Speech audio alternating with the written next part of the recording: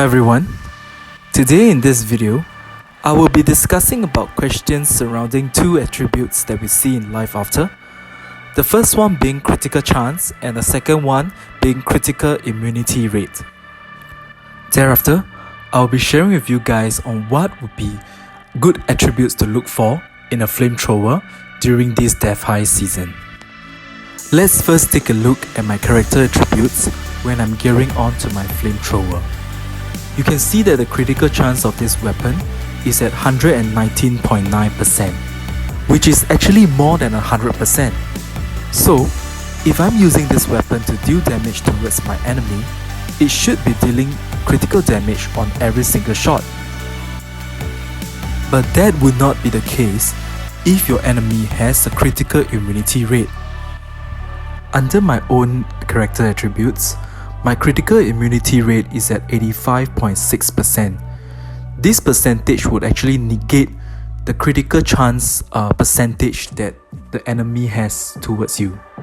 Hence, if I were to be dealing damage using this flamethrower towards someone with a similar critical immunity rate as me, the effective critical chance would only be 119.9% minus 85.6%, resulting in only a difference of approximately 30% critical chance left.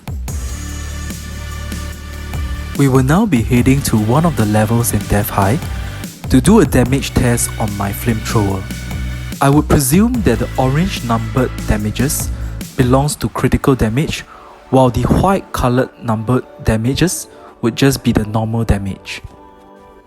You can see that even though I possess 119% critical chance, not every single shot towards the infected is a critical shot.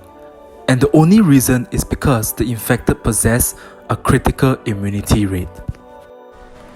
For those who are still wondering on which flamethrower is the best to get and which attributes should we look for when we are purchasing a flamethrower in Trade City, I will now be showing you which attributes do I usually look for in buying a flamethrower.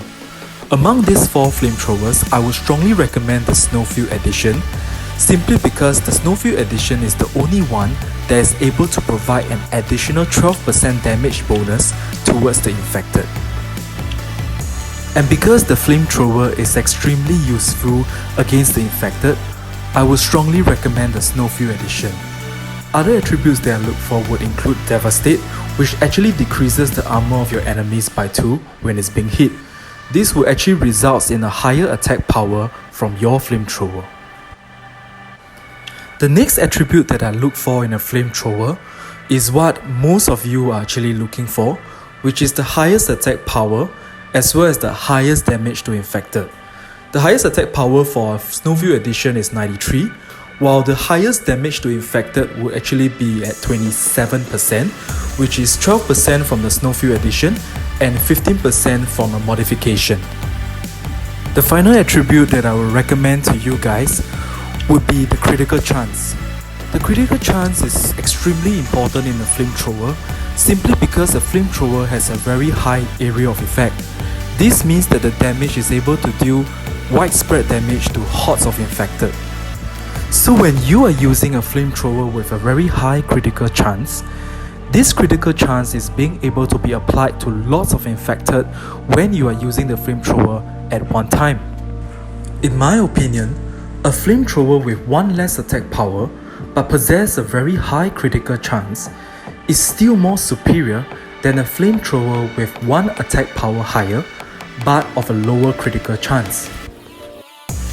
Take note that this only applies to flamethrowers and not other weapons. In conclusion, having 100% or more critical chance in your weapon does not mean that every single shot that you deal towards your enemy would be a critical shot. That is because the infected, just like any other players, possess a critical immunity rate. I hope that you enjoyed this video, and I'll see you guys in the next one.